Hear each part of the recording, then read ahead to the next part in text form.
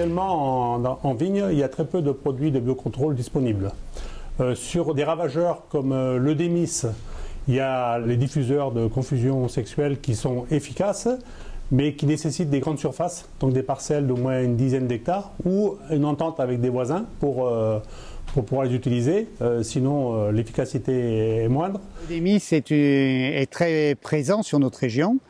Nous la contrôlons, nous, par la confusion sexuelle, maintenant depuis plus de 10 ans, ça doit faire entre 10 et 15 ans, avec un taux de réussite excellent, puisque sur toutes ces années, on n'a jamais eu besoin de réintervenir chimiquement au cours d'une saison. Avant que nous utilisions la confusion sexuelle, je pense que nous étions aux alentours de 4 traitements minimum. Il y a un double emploi avec le problème de flavescence dorée qu'on a dans notre région, qui nous oblige aussi à maintenir la maîtrise des cicadelles de la flavescence. Et si on fait de la confusion, donc il faudra faire la confusion et le traitement en flavescence.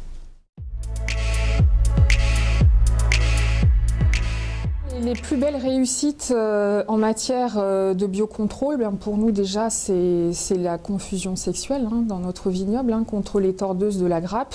15 000 hectares qui sont protégés sur les 34 000. Très belle réussite, alors c'est la recolonisation du vignoble par des auxiliaires pour lutter contre les acariens. On n'a plus aucun problème d'acariens depuis 20 ans. Pour le reste, le bilan est plutôt en demi-teinte. Toutes les solutions, je dirais, que l'on a testé depuis 2008, c'est à peu près une centaine d'essais d'ailleurs, et bien en fait l'efficacité n'est pas franchement au rendez-vous. Elle est vraiment très variable, partielle déjà comparée aux produits de référence, très variable, je dirais presque même aléatoire. C'est difficile de fait de proposer de la substitution comme on l'a fait avec les acaricides et les insecticides contre les tordeuses. Pour ce qui est de l'évaluation, c'est des difficultés supplémentaires de ce genre de produit, c'est qu'on ne peut pas se contenter d'une poignée d'essais homologation. Il faut, nous on pense, contextualiser les prises de référence. On a besoin, au-delà d'un témoin bien sûr, d'un point de repère pour savoir ce qu'on quitte et comment construire de nouveaux itinéraires.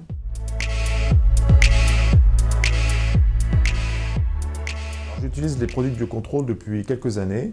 J'ai commencé par la lamilarine dans les céréales, en complément avec des fongicides pour soigner les plantes et aussi les renforcer leur immunité.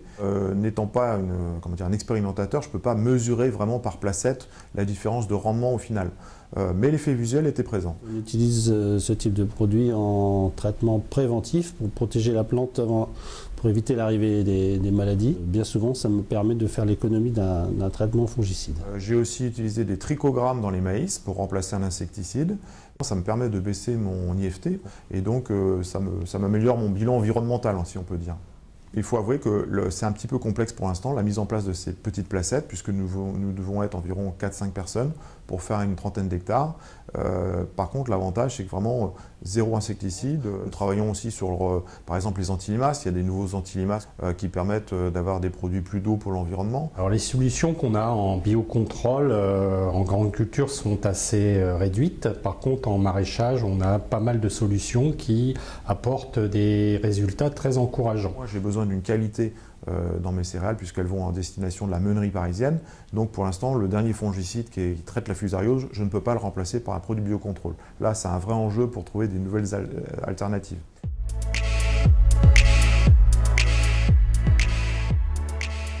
Ça fait plus de 20 ans que nos adhérents nous demandent de travailler les solutions de biocontrôle, mais c'est vraiment conséquent en termes de volume depuis 3-4 ans. Tout d'abord, il faut des compétences dans la coopérative. C'est une bonne connaissance produit qui nous a permis d'avoir de l'efficacité et de ne pas le préconiser où il serait en échec. Mais ça prend un certain temps, donc il faut vraiment des compétences en interne dans la coopérative, un service agronomie, le tester avec des adhérents. Puis pas seulement en substitution de produits, mais il faut aussi le tester en conditions, en système et dans un ensemble, une combinaison de pratiques. Il faut aussi de la ténacité, c'est du vivant, ça marche pas à tous les coups.